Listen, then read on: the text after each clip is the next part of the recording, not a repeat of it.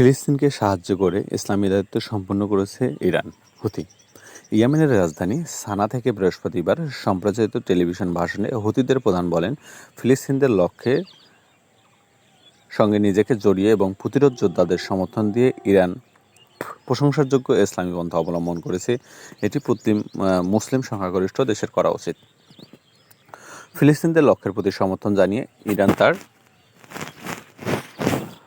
ইসলামী দায়িত্ব সম্পন্ন করেছেন বলে মন্তব্য করেছেন সশস্ত্র গোষ্ঠী আনসারুল্লাহ হুতি।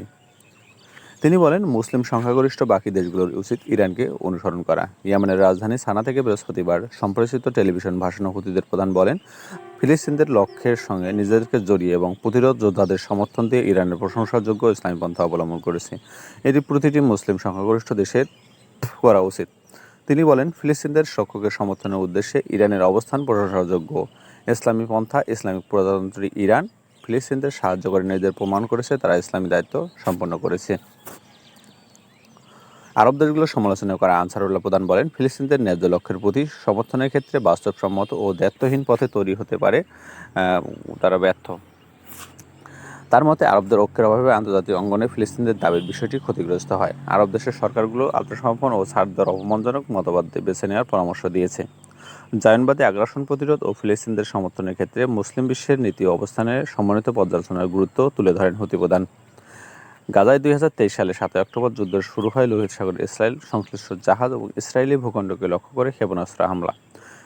গোষ্ঠীর দাবি, ফিলিস্তিনদের প্রতি সংহতি জানিয়ে তারা আক্রমণ চালিয়েছে। ট্রাম্পের মধ্যপ্রাচ্য সফরে ফিলিস্তিনের গাজা উপত্যকায় নির্বিচারে হত্যা চালাচ্ছে। কাতার ভিত্তিক সংবাদ মাধ্যম আল জাজিরা জানায়, উপসাগরীয় অঞ্চলে ট্রাম্পের সফর অব্যাহত থাকার মধ্যে গাজায় ফিলিস্তিনদের উপর প্রাণঘাতী হামলা বজায় রেখেছে।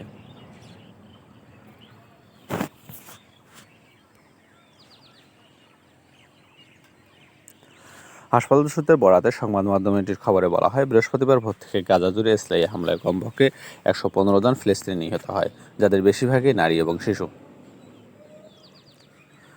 দক্ষিণ ইসরায়েলের 2023 সালের 7 অক্টোবর গাজায় নিয়ন্ত্রক দল হামাসের হামলার জবাবে ওই দিন থেকেই উপত্যকায় সামরিক অভিযান শুরু করে ইসরায়েল।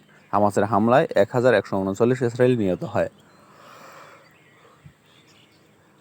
অন্যদিকে গাজায় ইসরায়েলের কমপক্ষে 53,010 জন ফিলিস্তিনি নিহত হয় এবং 1,19,999 জন আহত হয় বলে জানিয়েছে স্বাস্থ্য মন্ত্রণালয়। মধ্যপ্রাচ্যের সফরের অংশ হিসেবে বৃহস্পতিবার সংযুক্ত আরব আমিরাতে গিয়ে সেখানকার প্রেসিডেন্ট শেখ মোহাম্মদ বিন জায়েদ ভূয়সী প্রশংসা করেন আমেরিকার প্রেসিডেন্ট ডোনাল্ড ট্রাম্প। ফিলিস্তিনকে সাহায্য করে ইসলামী দায়িত্ব সম্পন্ন করেছে ইরান। ইরানকে সাধুবাদ এবং ধন্যবাদ জানিয়েছে বিভিন্ন সশস্ত্র গোষ্ঠী।